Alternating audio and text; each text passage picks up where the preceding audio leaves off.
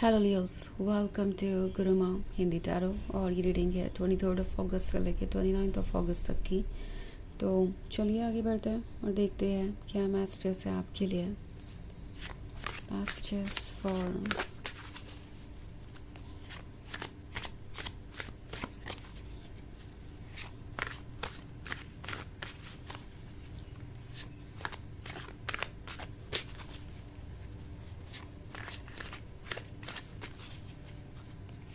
Leos.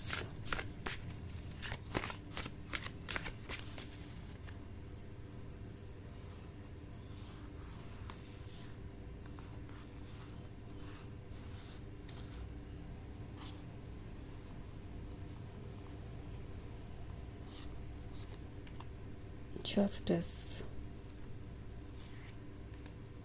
the Emperor, Ten of Grails, Ace of Knives and Lord of Scepters. Okay, तो हमारे पास है the emperor. The emperor है तो ऐसा लगता है कोई ज़िद पे अड़ा हुआ है कि वो अपने ही मन की आवाज़ को नहीं सुनेगा। वो सच को जानते हुए भी कभी एक्सेप्ट नहीं करेगा। वो चाहे जितनी भी मुश्किल हो अपनी ही ज़िद पे अड़ा रहेगा और अपनी मिस्टेक को एक्सेप्ट नहीं करेगा। लाइक यहाँ पे जस्टिस का कार्ड है, तो ऐसा लगता है जैसे कि कोई ये रियलाइज़ कर रहा है कि उनके लाइफ में जो भी प्रॉब्लम्स क्रिएट हुई है दरअसल वो उन्होंने ही क्रिएट की है। ओके, चाहे जो भी कह रहे हो, जो भी कर रहे हो, उनका जो कॉन्शियस है, जो अंतरात्मा की आवाज़ है, वो झूठ नहीं बोल रही और वो इस आवाज़ से दूर भागना चाहते हैं। ऐसा लग रहा है कि समहाउ खुद को कन्विंस करने में लगे हैं कि जो भी हुआ उससे बेहतर कुछ हो नहीं सकता था। लाइक अगर वो वर्स था तो वर्स्ट हो सकता था, उससे भी ज़्यादा ख़राब चीज़ें हो सकती थी। तो उस सिचुएशन में तो जो बेस्ट था वही उन्होंने किया एंड उनकी कोई गलती नहीं है। भले ही आप कितने भी हर्ट हुए हो, भले ही वो खुद कितने भी हर्ट हुए हो, क्योंकि हर्ट तो ये भी है। ऐसा नहीं है कि द एम्परर आराम से खुश है और अपनी लाइफ में आगे बढ़ चुका है। ये आपको मिस कर रहे हैं। ये जस्टिस का कार्ड क्लियरली इन्हें रिमाइंड करवा रहा है कि इन्होंने जस्टिस नहीं किया और इसलिए आज वो इस रिलेशनशिप में नहीं है या आप उनसे दूर हो गए हैं। सो एम्परर को पता है कि उन्होंने बहुत कंट्रोल करने की कोशिश की है, चीज़ों को आपको कंट्रोल करने की कोशिश की है। एंड एस ऑफ नाइफ्स किसी तरीके के साइलेंट ट्रीटमेंट के बारे में हो सकता है जो वो आपको दे रहे हैं।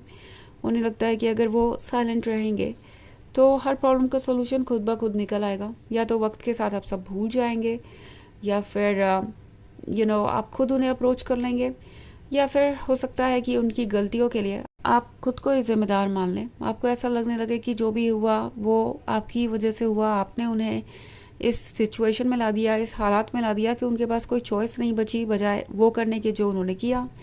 सो ये पर्सन बहुत स्मार्टली एक माइंड गेम खेल रहा है। ओके, एंड टैरो आपको कह रहा है कि इससे थोड़ा सा अलर्ट रहिए, बिकॉज ये 10 ऑफ ग्रेल्स एडिक्टिव है, इंटॉक्सिकेटिंग है। ये जो फैंटेसीज़ है, ये जो लव है, इसकी आदत आप दोनों को ही पड़ चुकी है। एंड ये चीज़ आपको ट्रुथ देखने से रोक रही है। जहाँ तक बात है इस पर्सन की, तो वो फैंटेसाइज कर रहे हैं पर वो अपने आप को रोके रखेंगे, बिकॉज उन्हें लगता है कि वो तो द एम्परर है। सो लोगों को उन्हें अप्रोच करना चाहिए। आफ्टर ऑल वो इतने स्पेशल जो हैं, क्यों वो अपने लवर को अप्रोच करेंगे, क्यों अपनी तरफ से इनिशिएटिव लेंगे। उनका तो आपके साथ रिलेशनशिप में होना आपके लिए एक बहुत बड़ी ब्लेसिंग है। तो ये आप हैं जिससे उन्हें अप्रोच करना चाहिए, जिससे हर प्रॉब्लम को सॉल्व करने की जिम्मेदारी उठानी चाहिए। तो कहीं ना कहीं ये चीज़ आपको नोटिस करने के लिए कह रही है आपकी सोल। लॉर्ड ऑफ सेप्टर्स का कार्ड है, तो लॉर्ड ऑफ सेप्टर्स आपसे कह रहा है कि आपको केयरफुल रहना चाहिए। ओके, बिकॉज आप जिससे डील कर रहे हैं वो बहुत चार्मिंग हो सकता है, बहुत स्वीट बाजी कर सकता है, पर उनके टॉक्सिक बिहेवियर को नोट करना ज़रूरी है। और ये जस्टिस आपसे कह रहा है कि कोई आपके साथ जस्टिस करे ना करे, आपको खुद के साथ जस्टिस ज़रूर करना चाहिए। इन द सेंस कि आप बस उन्हीं लोगों को अपने लाइफ में अलाउ कीजिए जो आपको बिल्ड कर रहे हैं, जो आपको सपोर्ट कर रहे हैं, जो आपको समझते हैं, ना कि वो लोग जो आपको जज कर रहे हैं, आपके साथ माइंड गेम्स खेल रहे हैं और आपको मैनिपुलेट कर रहे हैं अपने साइलेंस से भी। ओके, बिकॉज़ ये साइलेंस एक मैनिपुलेशन का तरीका हो सकता है। तो वैसे ये एक जनरल रीडिंग है, ये सबसे रेजोनेट नहीं होगी। एनर्जी रिवर्स हो सकती है अगर आप क्रॉस वॉचर हैं। इसके अलावा अगर आप पिछले वीक की रीडिंग या ईयरली रीडिंग देखना चाहें 2026 की, तो उसका लिंक आपको डिस्क्रिप्शन बॉक्स में मिल जाएगा हमेशा की तरह। तो चलिए आगे बढ़ते हैं और देखते हैं और क्या मैसेजेस हैं आपके लिए। Messages for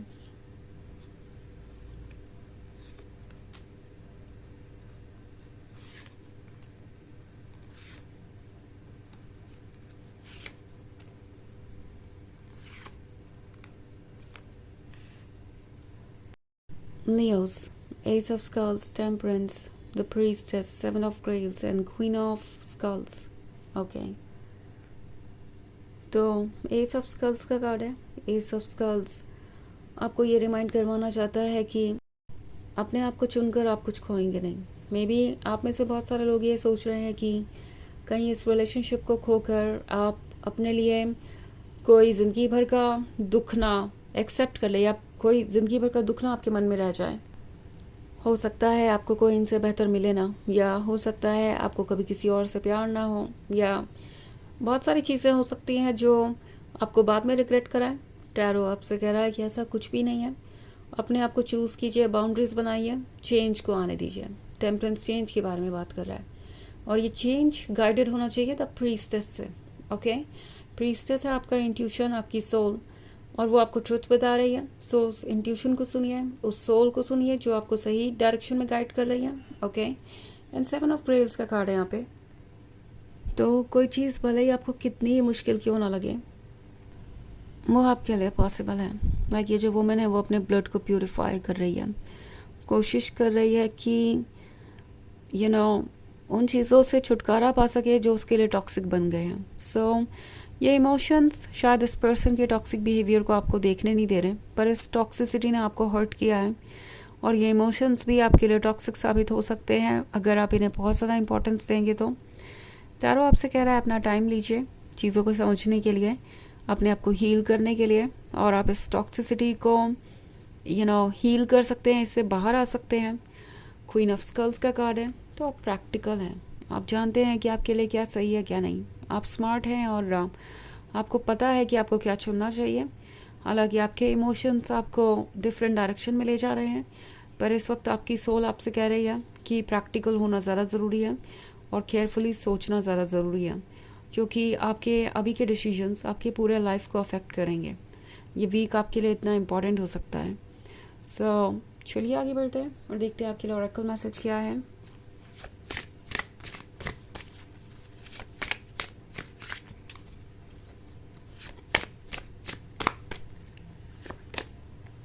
Spell. You hold the power to create magic in your life.